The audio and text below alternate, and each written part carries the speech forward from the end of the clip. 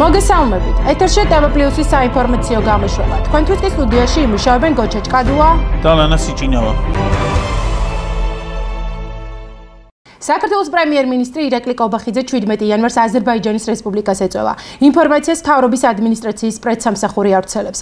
ვიზიტის ფარგლებში ბაქოში საქართველოსა და აზერბაიჯანის რესპუბლიკის პრემიერ-მინისტრების ხელმძღვანელობით საქართველო-აზერბაიჯანის ეკონომიკური თანამშრომლობის მთავრობათა შორისი კომისიის სხდომა გაიმართება.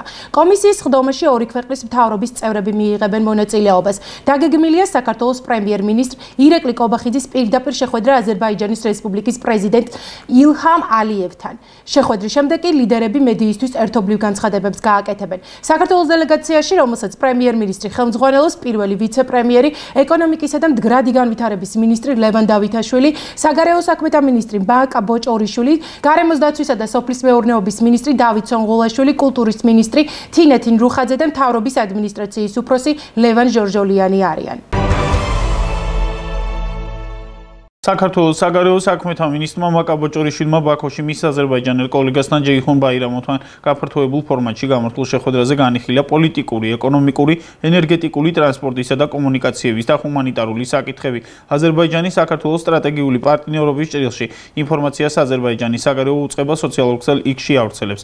აზერბაიჯანის რესპუბლიკის საგარეო საქმეთა მინისტრმა ჯეიჰուն ბაირამოვმა და საქართველოს საგარეო საქმეთა მინისტრმა ბაკა ბოჭორიშვილმა გამართეს შეხვედრა გაფართოებულ ფორმატში და განიხილეს პოლიტიკური უსაფრთხოების, ეკონომიკური, ენერგეტიკული, ტრანსპორტისა და კომუნიკაციებისა და ჰუმანიტარული საკითხები აზერბაიჯანის საქართველოს სტრატეგიული პარტნიორობის ჭრილში და აგრეთვე რეგიონული და საერთაშორისო უსაფრთხოების საერთო ინტერესების მატარებელი საკითხები. ნათქვამია განცხადებაში.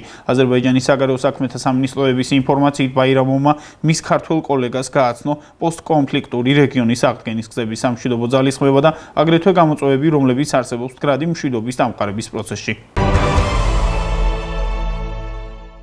საქართველოსა და აზერბაიჯანს შორის არსებული სტრატეგიული პარტნიორობა ნამდვილად სამაგალითოა. დარწმუნებული ვარ, რომ ჩვენი ურთიერთობები ჩვენი ქვეყნებისა და ერების საკეთილდღეოდ და ერთმანეთის ინტერესების გათვალისწინებით კიდევ უფრო სწრაფი ტემპით განვითარდება. განაცხადა საქართველოს საგარეო საქმეთა მინისტრმა ბაკა ბოჭორიშვილმა ქალაქ ბაქოში ოფიციალური ვიზიტის ფარგლებში აზერბაიჯანელ კოლეგასთან ჯეიჰուն ბაირამოვთან შეხვედრის შემდეგ გამართულ პრესკონფერენციაზე. მინისტრის ინფორმაციით აზერბაიჯანელ კოლეგასთან ძალიან მნიშვნელოვანი შეხვედრა გაიმართა, სადაც საუბარი შეეხო როგორც საქართველოს და აზერბაიჯანის შორის არსებულ ორმხრივ დღის წესრიგს, ასევე რეგიონში და მსოფლიოში მიმდინარე პროცესებს. ჩვენი ერთობლივი ძალისხმევით ჩვენს ორ ქვეყანას შორის თანამშრომლობა უფრო ფართოვდება და ახალ დადებით განზომილებებს იძენს, რაც მნიშვნელოვანია არა მხოლოდ ჩვენი ქვეყნების, არამედ რეგიონის კეთილდღეობისთვის, განაცხადა ბაკა ბოჭორიშვილმა. რეგიონში მიმდინარე პროცესებზე საუბრისას ხაზი გაესვა მშვიდობისა და სტაბილურობის აუცილებლობას. საქართველო ყოველთვის იყო და იქნება ერთგული ჩვენს რეგიონში, მშვიდობის, სტაბილურობის. ყოველთვის იქნება მზად ხელი შეუწყოს ქვეყნებს შორის კეთილმეზობლური ურთიერთობების განვითარებას და ჩვენს რეგიონში მდგრადი მშვიდობის უზრუნველყოფას, აღნიშნა საგარეო საქმეთა მინისტრმა.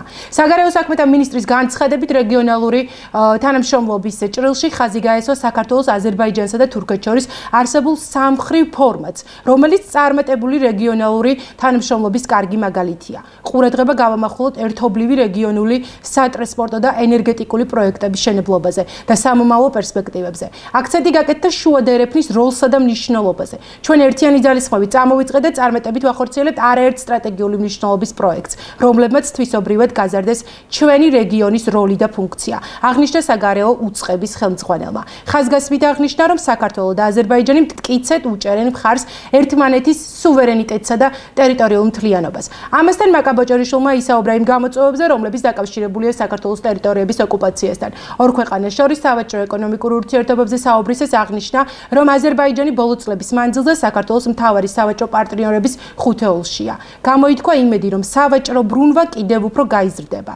მხარეები მიესალმნენ 17 იანვარს ქალაქ ბაქოში საქართველოსა და აზერბაიჯანის რესპუბლიკას შორის ერთობლივი მთავრობათა შორისი ეკონომიკური თანამშრომლობის კომისიის მე-10 სხდომის გამართვას, რომელსაც თანათავმჯდომარეობას გაუწევენ საქართველოსა და აზერბაიჯანის პრემიერ-მინისტრები. ყურადღება ასევე გამახვილდა კულტურისა და განათლების სფეროში აქტიურ თანამშრომლობაზე. ბაკა ბოჭორიშვილმა აზერბაიჯანელი კოლეგა მისთვის სასურველ დროს საქართველოში მოიწვია. საგარეო საქმეთა მინისტრის რანგში ბაკა ბოჭორიშვილი აზერბაიჯანის რესპუბლიკაში პირველი ოფიციალური ვიზიტით იმყოფება. ინფორმაციას საქართველოს საგარეო საქმეთა სამინისტროს პრესსამსახური ავრცელებს. ქვეყანა დაისვენებს ნაციონალური მოძრაობის როგორც პოლიტიკური რეჟიმის გაუქმებით, განაცხადა მედიასთან საუბარში პარტია ხალხის ძალის აღმასრულებელმა მდივანმა დეპუტატმა გურამ მაჭარაშვილმა.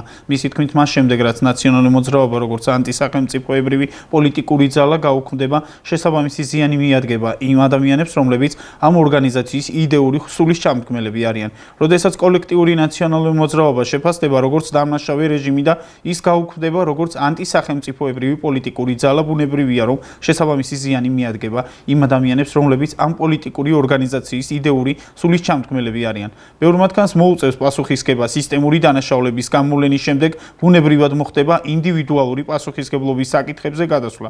ნაციონალურ მოძრაობას უამრავი წევრი ჰყავს და რასაკვირველია, ყველა მათგანის პასუხისგებლობის საკითხი არ დადგება. ზოგიერთმა მათგანმა შესაძლოა შექმნას პოლიტიკური პარტიაც, მაგრამ ეს პარტია აღარ იქნება ის რესურსების მქონე, რომელიც შეძლებს სერიოზულად აჯანჯღაროს სახელმწიფო და მისი ინსტიტუტები. კოლექტიურ ნაციონალურ მოძრაობას თუ ჯერ კიდევ შეუძლია არსებობა, ეს მხოლოდ მათი პატრონების მეშვეობით ხდება, რადგან ისინი ყვებავენ უცხოეთიდან. სოფლიოში იცვლება პოლიტიკური ვითარება და ძალიან მალე მათი ეს საკვები აღარ იარსებებს. არავის არ ექნება იმის რესურსი, რომ აქ შექმნა ნაციონალური მოძრაობა, ნაციონალური მოძრაობა 3 და ასე შემდეგ ყვებონ ისინი და აჯანჯღარონ ქვეყანა. ქვეყანა დაისვენებს ნაციონალური მოძრაობის როგორც პოლიტიკური რეჟიმის გაუქმებით, განაცხადა გურამ მაჭარაშვილმა.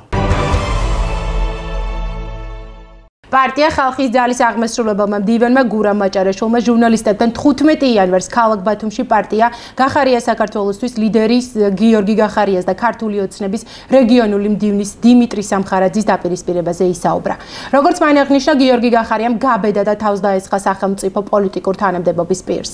მისივე თქმით, გახარიას მოხდა დიმიტრი სამხარაძის ხელის სახით პირველ რიგში საქართველოს სახელმწიფოს ღალატისთვის.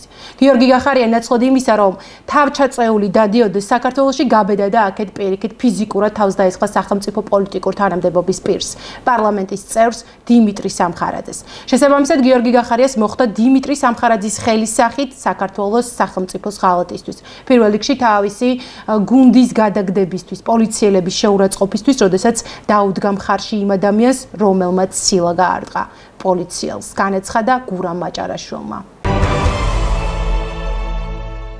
ოფიციალური ვიზიტის ფარგლებში საგარეო საქმეთა მინისტრმა მაკაბოჭორიშვილმა პატივი მიაგო აზერბაიჯანის ეროვნული ლიდერის ჰეიდარ ალიევისა და მისი მეუღლის ზარიფა ალიევას ხსოვნას. მაკაბოჭორიშვილმა გვირგვინებით შეამკო მარადიული ცეცხლის მემორიალი შეჰიდების ხეივანში. ინფორმაციას საქართველოს საგარეო საქმეთა სამინისტრო ავრცელებს.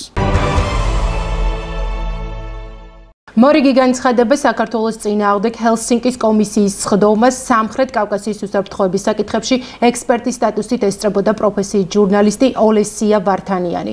მან რუსეთისთვის სანქციების გვერდისავლაში დახმარებაზე საუბრისას ანტისახელმწიფოებრივი განცხადება გააკეთა და ისრები საქართველოსკენ გადმოიტანა. როდესაც ვიზიტით ვიყავით, იყო ცნობები, რომ აზერბაიჯანი ეხმარება რუსეთს სანქციების გვერდით ავლაში, განსაკუთრებით კი ენერგიის გადინებაზე რუსეთიდან, აზერბაიჯანის გავლით. თუმცა ასევე არის ცნობები, რომ იგივე ხდება სომხეთშიც, რომ იგი ეხმარება რუსეთს სანქციების თავის არიდებაში.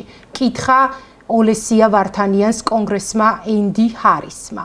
თავის მხრივ ოლესია ვართანიანმა აღნიშნა, დიპლომატებთან ამ საკითხის განხილვისას არა სომხეთზე, არამედ საქართველოსზეა საუბარი.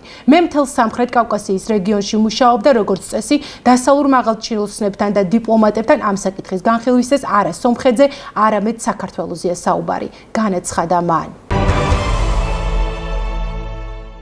ოპოზიციამ კარგად იცის რა არის მათი დამარცხების მიზეზი, არა ის რომ სავარაუდოდ არჩევნები გაყალბდა, არამედ ის რომ ასე გადაწყვიტა მისმა აღმატებულმა ქართველმა ხალხმა, განაცხადა გარემოს დაცვისა და ბუნებრივი რესურსების საპარლამენტო კომიტეტის თავმჯდომარის პირველმა მოადგილემ უმრავლესობის წევრმა ვლადიმერ ბოჟაძემ. გავიხსენოთ სალომე ზურაბიშვილის, ნიკა გვარამიას, სხვა ოპოზიციონერი ლიდერების განცხადებები, რომ დიახ, ვერიფიკაციის აპარატი უზრუნველყოფდა პრინციპს ერთი ამომრჩეველი, ერთი ხმა.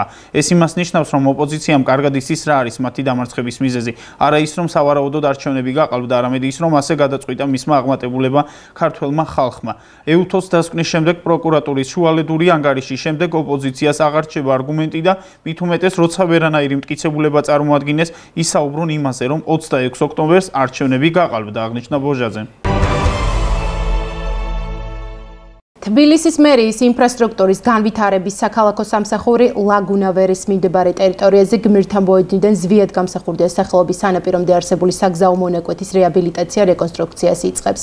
დაგეგმილი სამუშაოების გამო 17 იანვრის 12 საათიდან 2 თვის განმავლობაში საავტომობილო მოძრაობა ეტაპობრივად სხვადასხვა მონაკვეთში შეიზღუდება. კერძოდ პირველ ეტაპზე მოძრაობა შეიზღუდება კოსტავას ქუჩიდან მტკვრის მარჯვენა სანაპიროზე, ჩამსხომ მხოლოდ ერთ განაპირა საავტომობილო ზოლზე. მოძრაობა ასევე ნაწილობრივ შეიზღუდება მტკვრის მარჯვენა სანაპიროდან თამარ მეფის გამზირისკენ მიმავალ საგზაო მონაკვეთში.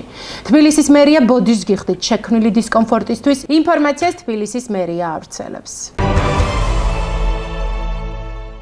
2025 წლის საქართველოს თეატრალური საზოგადოების ორგანიზებით აკაკი ხორავა სახელობის თეატრში აღინიშნა ქართული პროფესიული თეატრის დღე. ვრცლად მარიამ შიოლაშვილის სიუჟეტში თქვენ ნახავთ.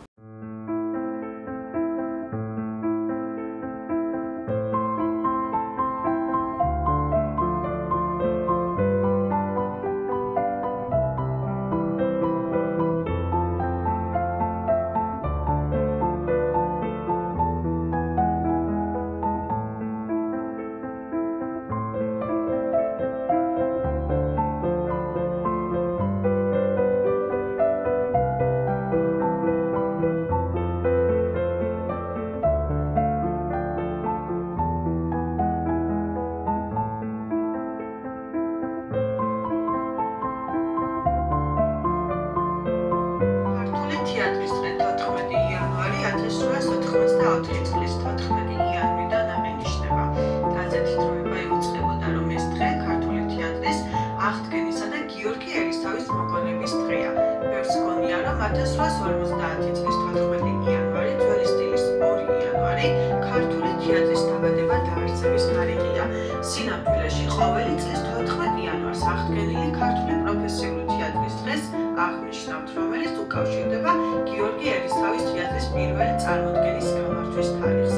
1850 წელს შესაძლებელი გახდა ქართული პროფესიული თეატრის აღდგენა დედაქალაქში, როცა გიორგი ერისთავის გაყრა დაიდგა. 1856 წელს შეწყვეტილი სათეატრო ცხოვრება 1879 წელს განახლდა ილია ჭავჭავაძის მეთაურობით. ილიამ ეპოქის თეატრის მუდმივი სცენა უწოდა. სწორედ აქედან იწყება რუსთაველის თეატრის ისტორიაც. ისტორიულად ერეკლე მეორე სასახლის კარზე შეიქმნა პირველი ქართული პროფესიული თეატრი, რომლის დასიც 1795 წელს აღა მაჰმად-ხანის შემოსევისას კწანისის ველზე გმირულად დაეცა. ეს გახლავთ მსოფლიოში პირველი შემთხვევა, როდესაც თეატრალური დასი ქვეყნის თავისუფლებისთვის ბრძოლას ეწირება. ქართული თეატრის დღე პირველად 1884 წლის 14 იანვარს აღინიშნა. შემდგომში ეს დღე მიმიწყებულ იქნა და მხოლოდ 1923-1926 წლებში აღადგინეს მისი ზეიმი. 1962 წლიდან კი ყოველწლიურად აღინიშნება. შემდგომში ეს თარიღი მორიგეობით საქართველოს სხვადასხვა თეატრებში აღინიშნება, რაც ნამდვილი ზეიმია თეატრის მოყვარულთათვის. წელს ეს თარიღი საქართველოს თეატრალური საზოგადოების განახლებულ დარბაზში აღინიშნა. განახლდა სცენა, შეიცვალა განათება, შეიცვალა სკამები, ფარდები, გაკეცდა გათბობა, დაიგო რბილი იატაკიც. ეს ცვლილებები კი თეატრებს საშუალებას მისცემს ამ სცენაზე გამართოს სპექტაკლები, რეგიონის დასებმა წარმოადგინონ ახალი სპექტაკლები, გაიმართოს მსახიობთა შემოქმედებითი საღამოები. წელსაც ტრადიციულად გაიმართა შემოქმედებითი კავშირის საქართველოს თეატრალური საზოგადოების ყოველწლიური პრემიის თეატრალური სეზონის საუკეთესო ნამუშევარი 2023-2024 წლის სეზონში მინიჭების შესახებ. ჟიურის შემადგენლობაში შედიოდნენ ხელოვნებათმცოდნეობის დოქტორი გუბაზ მებრელიძე, თავმჯდომარე პროფესორი ზაზა აბზიანიძე, დრამატურგი რეზო კლდიაშვილი, კომპოზიტორი გოგი ჩლაიძე, მსახიობი და რეჟისორი ზურაბ გუგუშვილი. თეატრალური სეზონის საუკეთესო სპექტაკლისთვის გრან-პრი გადაეცა ქუთაისის თეატრის სპექტაკლს ჰელვერის რამე. რეჟისორს გიორგი თავაძეს, მსახიობებს ევა ხუტუნაშვილსა და რამაზ იოსელიანს, სცენოგრაფ ვერა ყიფიანს. საუკეთესო რეჟისორული ნამუშევრისთვის პრემია გადაეცა გიორგი კაშიას ზუგდიდის თეატრში დადგმული სპექტაკლისთვის სამანიშვილის დედინაცვალი. თეატრალური სეზონის საუკეთესო მამაკაცის როლისთვის პრემია გადაეცა რუსთავის თეატრის მსახიობს ზვიად დორიძეს სპექტაკლ მარშალში მარშალის როლის შესრულებისთვის. თეატრალური სეზონის საუკეთესო ახალგაზრდა მსახიობი ვაჟის როლის შესრულებისთვის თეატრის მსახიობს დაჩი ბაბუნაშვილის სპექტაკლში ოთარ ქვევში გიორგის როლის შესრულებისთვის. თეატრალური სეზონის საუკეთესო სცენოგრაფიული ნამუშევრისთვის ხატია დავითაშვილს ზესტაფონის თეატრის სპექტაკლ ჰამლეტის გაფორმებისთვის. მოგესალმებით დიდი სიხარულით. ჩვენ იმერეთ ქუთაისის განყოფილება მართლაც ცოტა საამაყოდ ჩამოვედით. მოდი იქიდან დავიწყებ, რომ რადგანაც მთელი წელი ოპერის თეატრი სარემონტოდ ძალიან მაღალ დონეზე მიდის. რა თქმა უნდა, ცოტა ხანში ველოდებით მესხიშვილის თეატრის, დოჯინების თეატრი ძალიან ლამაზად არის. ზესტაფონის თეატრი და ჭიათურის თეატრი ისე კარგად სარემონტო მდგომარეობებშია. ამაზე მეტი სიხარული ჩემთვის რა უნდა იყოს და დღეს ფაქტის წინ დავდექით, რომ აი მე 28 წლის მანძილზე გამოყენების გარდა სულ რა აი ესეთი დარბაზის და სცენის მოწყობა ისე გამიხარდა, აი დადებითი ემოცია. მერე ამას დაემატა ჟიურის გრან-პრის პრობელი გახდა ქუთაისის თეატრი, ჰელვერის დავე, კარბატონიევა, ბატონი გამაზი, მოსელიანი, ევა ხუთუნაშვილი, გიორგი თავაძის რეჟისურით და ძალიან მიამაყება, რომ მართლაც იმერეთი ქუთაისი თავის დონეზე დგას. დღეს არის ქართული თეატრის ეროვნული დღე და დღეს არის ჩვენი დროშის ეროვნული დროშის დღე. მინდა ჩემ ქვეყანას, ჩემ სამშობლოს მიულოცო დღევანდელი დღე და არ დაგავიწყდეთ. ჩვენ ვართ ღვთისმშობლის წირკველი და უფარო დააწმარე და დაამშვიდე, გაამთნიანე ჩვენი ქვეყანა. გილოცავთ დღევანდელ დღეს. დიდი სიამოვნებით მინდა მიულოცო ჩემს ქართულ ხალხს, სრულიად საქართველოს. ძველით ახალი წელი მინდა მიულოცო თეატრის დღე, მინდა მიულოცო ჩვენი დროშის დღე და კალანდობა და რაც მთავარია ჩემი დაბადების დღეა დღეს. ესე ხო არ არის კაცო. მე დიდი სიამოვნებით გილოცავთ ჩემო მეგობრებო ეს ხუმრობით, რა თქმა უნდა გილოცავთ ამ დღეს თეატრის დღე სულ პირობებში ტარდება დღეს და ვიცით რომ ყველა ვიცით რომ ჩვენი გზა საერთოდ არის საერთოდ მივიდივართ რას ნიშნავს ჩვენთვის ევროპას, რას ნიშნავს ჩვენთვის კაი ცხოვრება, კარგად ყოფნა და მე ულოცავ თეატრს, ულოცავ საზოგადოებას და ყველას აი ამ არაჩვეულებრივ დღეს.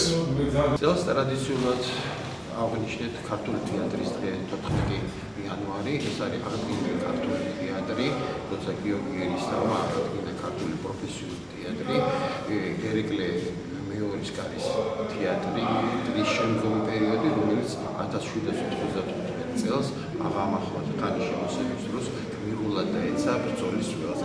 ეს არის ერთ-ერთი შემთხვევა მსოფლიო ისტორიაში, როცა თეატრალური დასი ბრძოლის ველზე დებს თავს სამშობლოსთვის.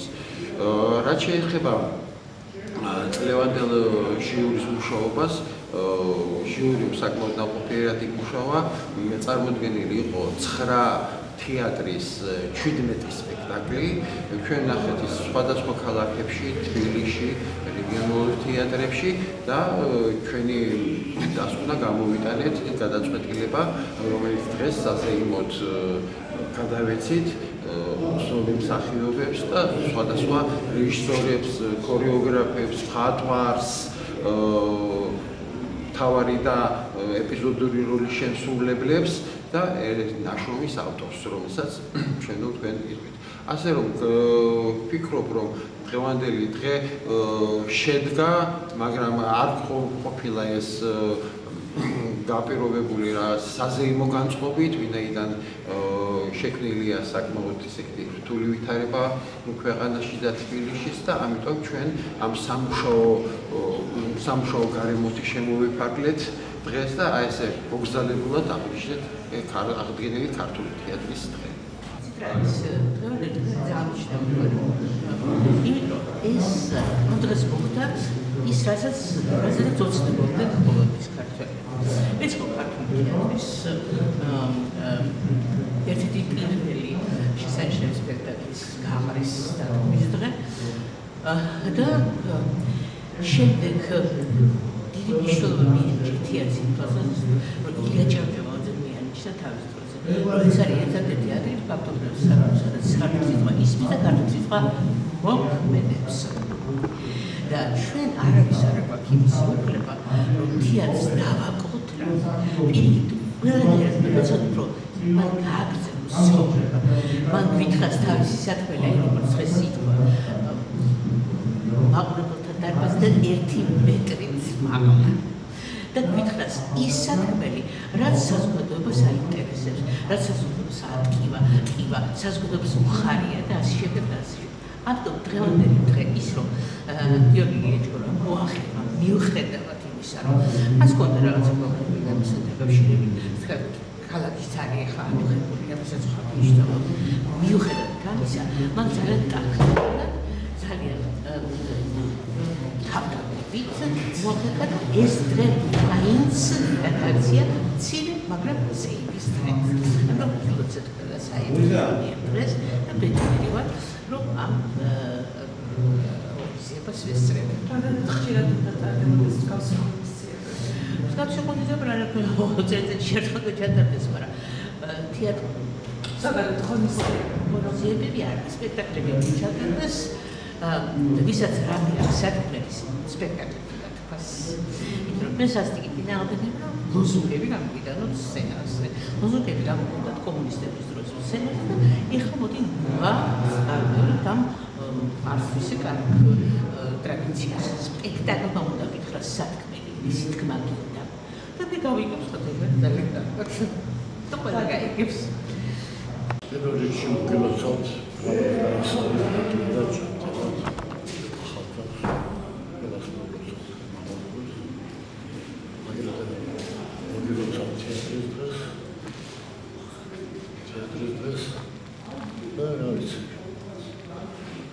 ყველაფერს და ბედნიერებას ისურვებთ. ნუ ეს შემოქმედება ჩემი დავიწყე სიბერიაში. ასე ვთქვათ, პანდემიის დროს, როცა უკვე მშობა არ იმოდა სახში ვიჯექი, რა გავაკეთო და დავიწყე ელემენტა ამის. დავიწყე.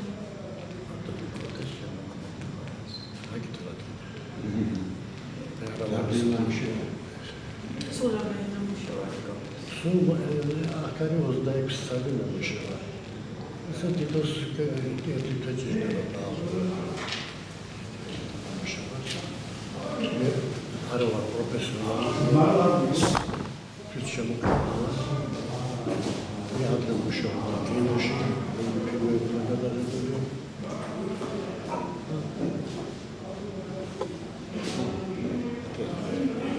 სიკეთე და ბედნიერებას გისურვებთ სოფელს.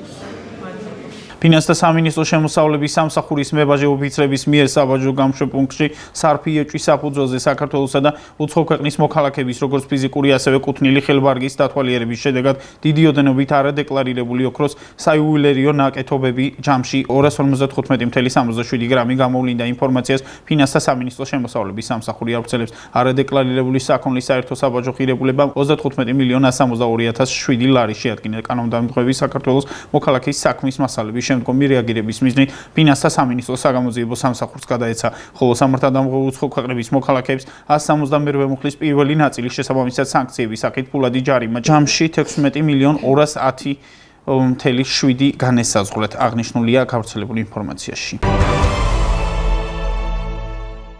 გიორგი გახარიაძე თავდასხმის საქმეზე შინაგან საქმეთა სამინისტრომ გამოძიება დაიწყო. უწყების ცნობით გამოძიება 126 მუხლით მიმდინარეობს, რაც ძალადობას გულისხმობს. არსებული ინფორმაციით ოპოზიციონერ პოლიტიკოს ბათუმში ერთ-ერთ სასტუმროში სცემეს. ამავე ინფორმაციით მას თავს ქართული ოცნების წევრები დაესხნენ. სახელდება კონკრეტული გვარებიც. გიორგი გახარიას სასწრაფო სამედიცინო დახმარებამ კლინიკაში გადაიყვანა. ექიმის თქმით, პაციენტს გამოხატული ჰქონდა ცხვირის ძვლის მოტეხილობა.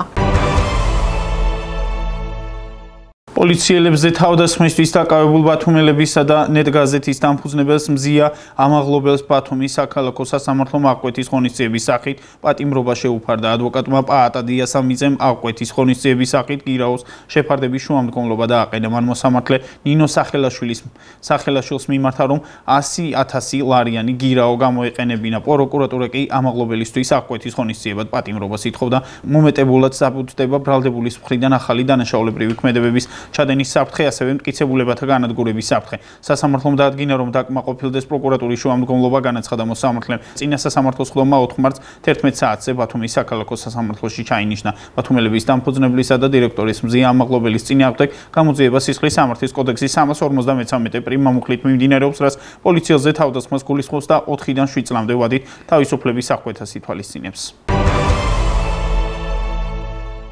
ზუგდიდში საპროტესტო აქციაზე დროას აქტივისტი მარიამ სიჭინავა დააკავეს.